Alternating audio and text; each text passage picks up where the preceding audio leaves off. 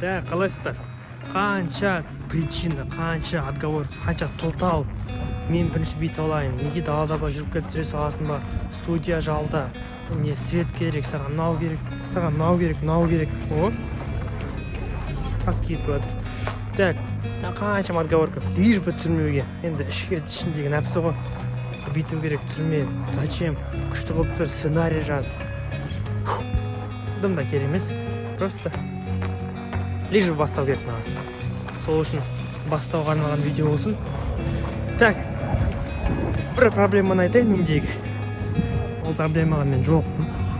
Осы соңғы 3-4 ай. Ол қандай проблема? Қараңдар. Каждый раз, допустим, сен бір нәрсе пландайсың, оны жасайсың. Бір нәтижеге жеттің. Нәтижеге жеткеннен кейін не болады? Сен результат алдың, болды. Сен түсініп бастайсың. Сен түсінесің, что болды, маған жетеді. Все, жасап тастадым, молодец. Сосын не істейміз? Сосын біз сол нәтижені алғаннан кейін біз қоямыз. Все, істеп тастадым, расслабон ұстаймыз, допустим, бір деңгейге жетті. Қанша армандаған бір деңгейіміз бар. Допустим, осындай нәрсе алып алайын, осындай нәрсе сатып алайын. Или тағы бір нәрсе. Потом біз соған не істейміз? Біз соған ұмтыламыз. Ұмтылғаннан кейін жетеміз. Допустим, бір жыл кетті делік бір нәрсеге. Бір жыл пахать етеміз, бір жылдан кейін жеттік. Сосын не болады? Бізде расслабон болады. Жасап тастадым ғой деп. И сонда мен расслабонға мен түсіп қалдым. Мен хотел осынша табуға, мен жасап тастадым. Все, теперь можешь отдыхать.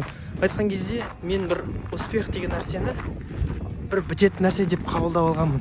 Допустим, мен осылай істеп тұрсам, болды, могу вообще вечно осылай жұмыс істеуге. Оказывается, нет. Яғни бір результатқа жеткеннен кейін мен өшіп қалдым. Потому что мен қалағанымды алдым. И содан кейін бір видео көрдім. Бір видеода 2 сөз туралы айтты. Каждый раз сол сөзді өзіңе айтып отыр деді. Ол қандай сөз? Возвращайся к работе. Мағынасы не? Сен бір нәрсе істедің, қайтасың. Бір нәрсе істедің, жұмысқа қайтып келесің.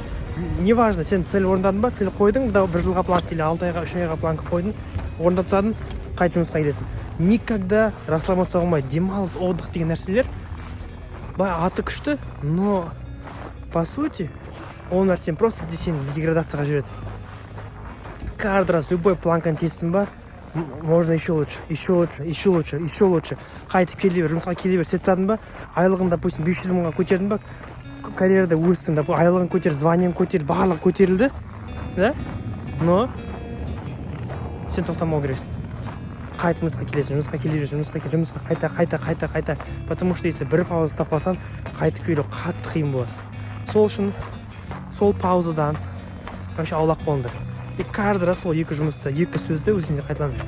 Возвращайся к работе, потому что пауза или отдых, мен шаршап кеттім, анау. Сендер одан демалмайсыңдар. Сен 2 күн демалып шығарсың, 2 күн саған былай жетеді. Сен бір апта демалып көрсеңдер, білесіңдер ғой. Көп сабаққа бармай қалсаң, тағы бір бармай қалсаң, сабаққа бармай қалсаң, допустим, универге бармай қаласың, жұмыста көп демалып қаласың. Содан кейін жұмысқа келу қиын болады. Даже отпусктен кейін келіп жұмысқа кірсең, сен кіре салмайсың, пока есіңді жиясың. Бүкіл уақыт. Ал сен сол моментте қайта оралып жұмысқа қайта жұмыс істей берсең, жұмыс істеуінде пахать ете бермес, именно өсе берсең, дами берсең, өз салаңда да, то результат будет неизбежен. Сондай нәрсеге мен түсіп қалдым, сол үшін қайтып өзімді қолға алып жатырмын. Сол түсіндім, потому что басқа тимегенше ойлаймын, оны дұрыс түсінбейсің. И постарайтесь сол нәрсені басқа тигізбей сол нәрсені аулақ болуға. Қанша пауыздадан кейін видеоны түсірдім. Сендерге пайдалы болып ойлаймын. Пайдалы болса, конечно, тіркелесің, лайк басасың. Сенің маған айтқан рахметің болсын. Айтпақшы, сосын осы жылы мен ютубқа арнайтын болдым осы жылды. Так что на каналды осы жылдың соңына дейін 100 000 подписчик жеткізу керек. Сол цельде, сол жолда жүретін боламыз, жұмыс істейміз.